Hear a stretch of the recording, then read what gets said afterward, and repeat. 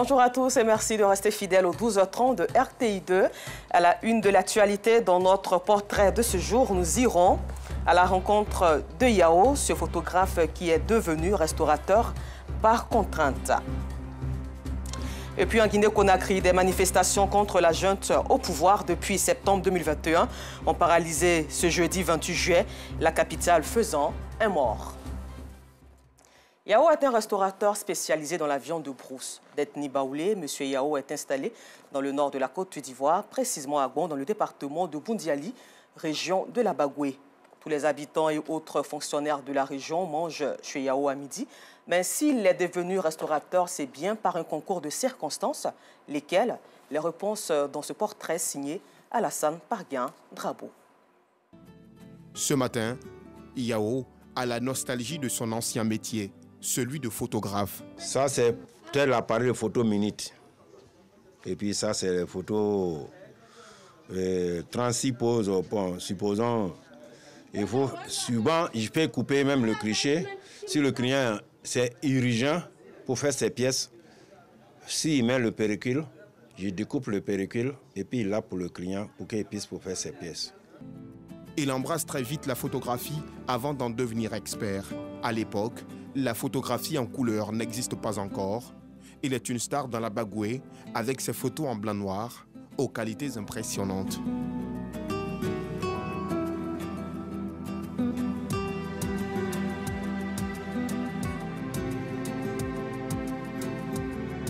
Mais à l'avènement des photographes amateurs, les chiffres de Yao sont en baisse. Le métier prend un coup, selon lui. Bon, le photographe, ça m'a reporté quelque chose. Quand il y a eu beaucoup l'amateur, là, ça fait que tout le marché était gâté. Et puis on n'a pas vu les gens quand même qui peuvent combattre les amateurs. Donc ça fait que nous-mêmes, les professionnels, on était découragés par rapport au niveau de l'amateur. Parce que l'amateur, pour lui, ils ne font pas quelque chose d'important. L'essentiel que où nous sommes situés au niveau de le peuple Saint-Faux, la personne sait que son image soit sur la photo, c'est tout. Or, il n'y a pas l'encadrement. Or, nous, les professionnels, il y avait l'encadrement. La photographie rangée au placard, Yao se tourne vers le secteur de la restauration. L'autre raison de sa conversion est toute simple. Un homme là, quand tu te lèves le matin, la première provocation, c'est ton ventre. Donc, il a vu que s'il va dans un restaurant, ça va me donner beaucoup de choses par rapport au niveau des photos. Au niveau des photos, c'est important, mais c'est quand tu es content et c'est quand tu as quelque chose dans la poche, c'est là que tu viens pour te mettre en l'aise pour dire qu'il va faire les photos. Mais le ventre, là, il est la première personne à te provoquer pour dire « donne-moi à manger ». Tant que tu n'es pas donné, tu ne serais pas libre. Quand tu entres dans une ville où je cherche à manger, où on peut trouver un coin où il peut me mettre en l'aise.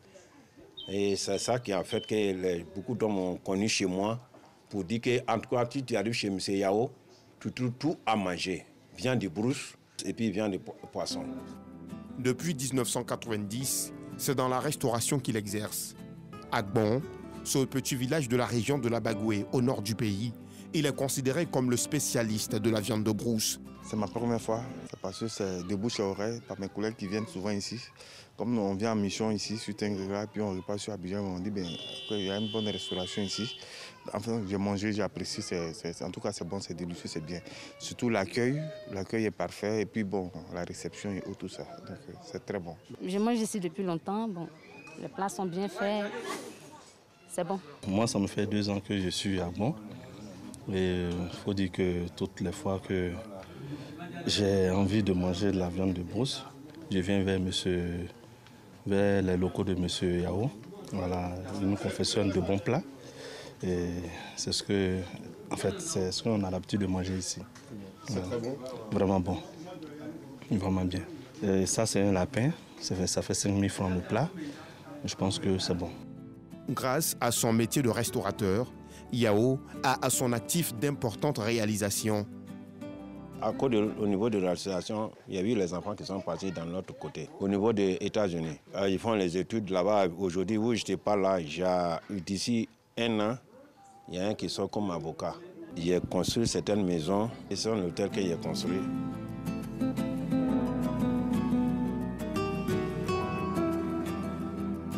Les petites casseroles qui me donnent un peu 5 francs, 10 francs pour que peut-être ils ne vont pas demander crédit à quelqu'un pour dire « Ah, mon ami, aide-moi pour qu'il soit comme ça ». Et ce que j'ai fait, en tout cas, ça me va droit au cœur. Il embauche en moyenne 3 à 5 jeunes dans son restaurant. N'empêche qu'il est lui-même au four et au moulin. S'il y a beaucoup de clients, moi je me mets en pratique pour servir les clients aussi. Il faut aimer ton métier aussi. Ce qui te donne à manger aussi, il faut aimer ça. Les repas de Yao sont délicieux. Ça, tout le monde le sait. Alors, pourquoi s'en priver? Monsieur Yao, nous on a très faim. Il y a quoi au menu aujourd'hui? Présentement, ce qui est là, il y a lièvre en kedjenou, il y a pédra en kedjenou, il y a poulet braisé.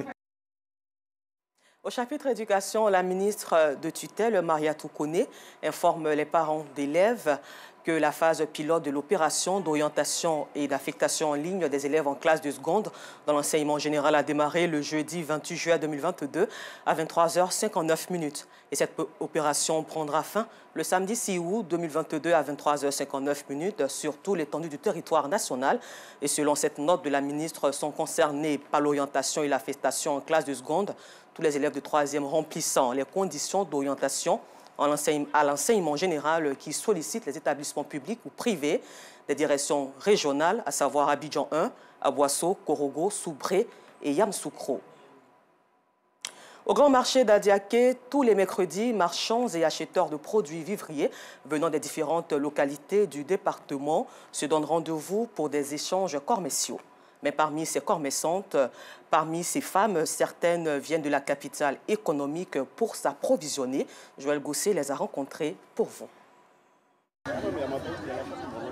Bienvenue au grand marché d'Adiaké. Nous sommes mercredi, un jour spécial pour cette ville située dans la région du Sud Comoé. Comme tous les mercredis, commerçants et populations se retrouvent au marché pour les uns commercialiser leurs produits et pour les autres faire des achats. Pour ce jour de marché hebdomadaire, il n'y a pas que des commerçants d'Adiaké.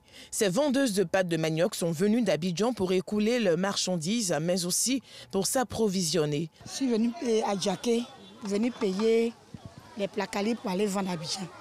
Aujourd'hui, le tas, c'est 1000 francs, 5 à 1000 francs. Donc, dans les 5 à 1000 francs, quand si on vend 3 à 1000 francs, pour nous, c'est 2. Dans les 2 là, c'est dans ça, transport quitte.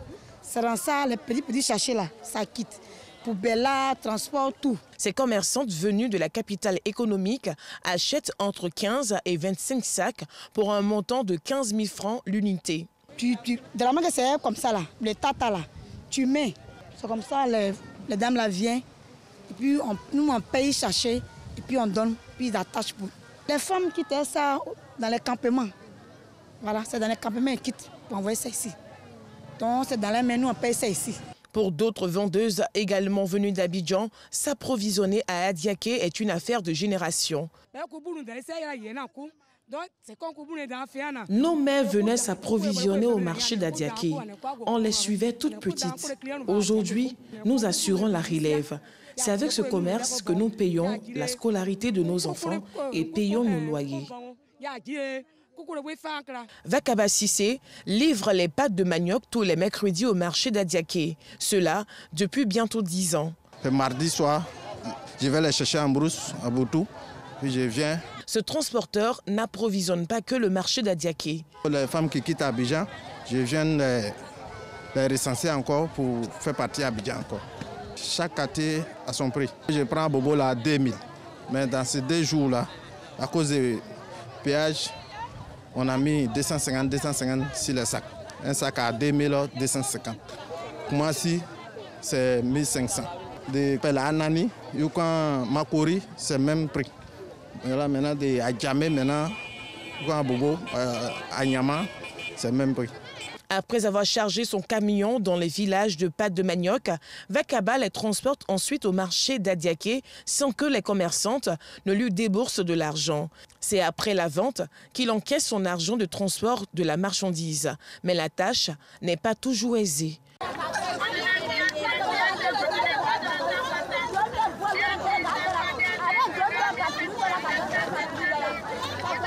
C'est comme ça, hein? C'est comme ça. Je suis là à 16h, 17h.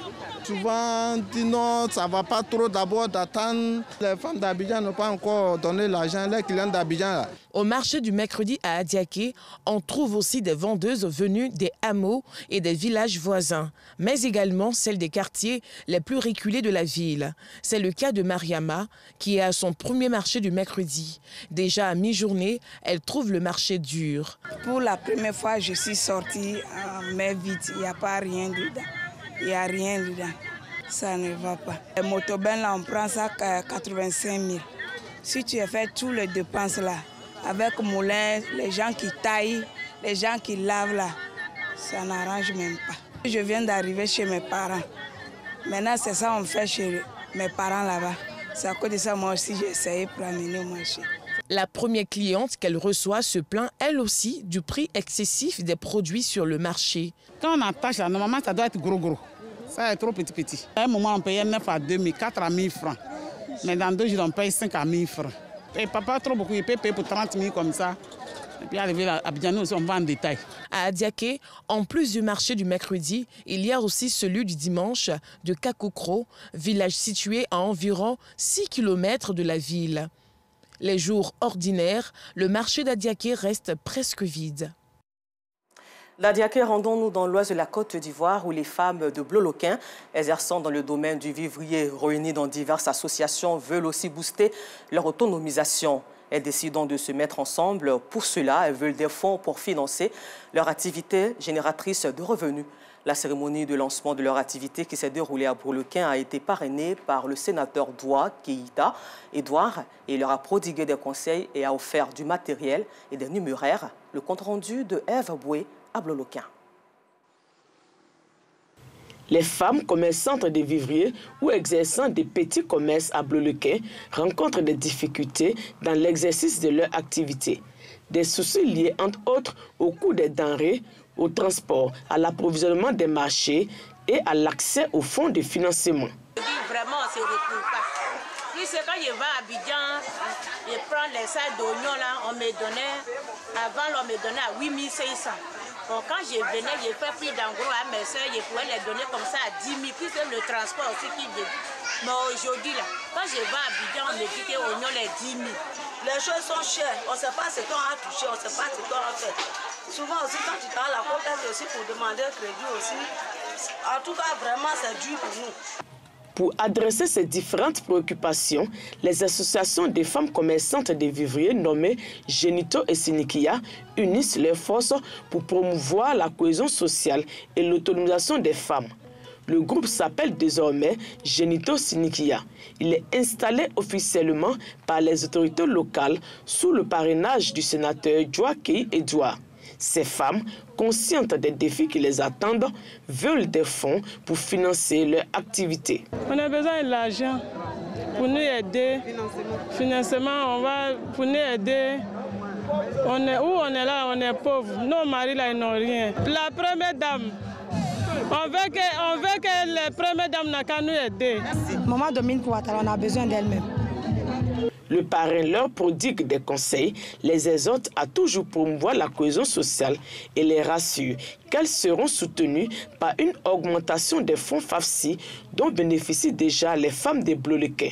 La question d'autonomisation des femmes est une question nationale.